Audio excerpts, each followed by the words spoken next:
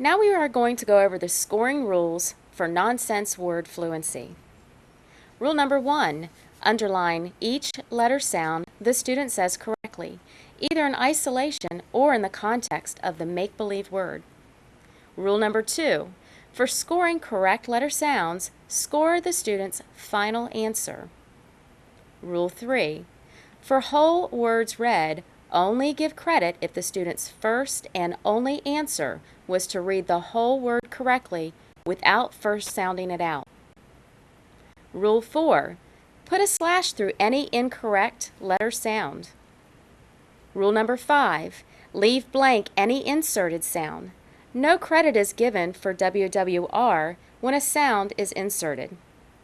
Rule 6, write SC above any letter sound that has been previously slashed and was self-corrected within 3 seconds. Count that letter sound as correct, but no credit is given towards WWR unless the student reads the whole word completely and correct the first time. These rules can be found in Chapter 8 of the Dibbles Assessment Manual. Now we're going to go over the directions for the nonsense word fluency. We are going to read some make-believe words. Listen to this word, sog. The sounds are s, a, g. Your turn. Read this make-believe word. If you can't read the whole word, tell me any sounds you know. Mip. Very good reading the word mip. These directions are located in the student response booklet. Teachers, please remember that there are student materials for this progress monitoring that will need to be printed for the student to look at. Now let's continue directions on the nonsense word fluency. I would like you to read more make-believe words. Do your best reading. If you can't read the whole word, tell me any sound you know. Put your finger under the first word. Ready? Begin. I, I, z, un, jaff, jaff, awk, I, v, re, rem, vam, off, tough,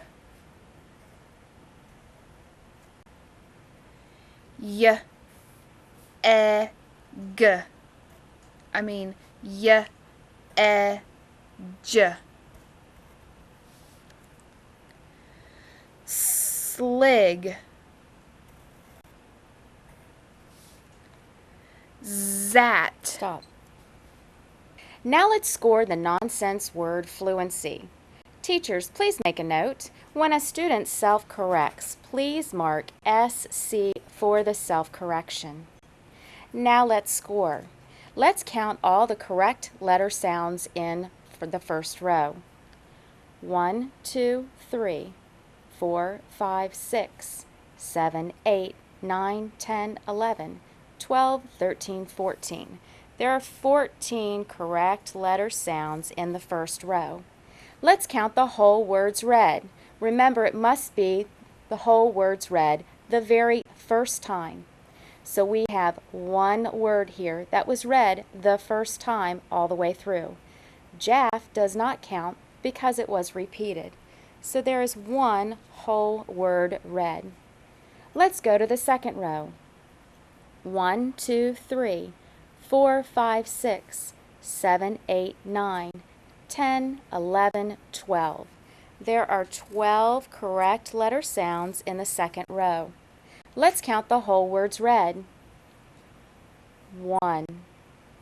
Rem does not count because the student sounded it out first. So there is one whole word read in the second row.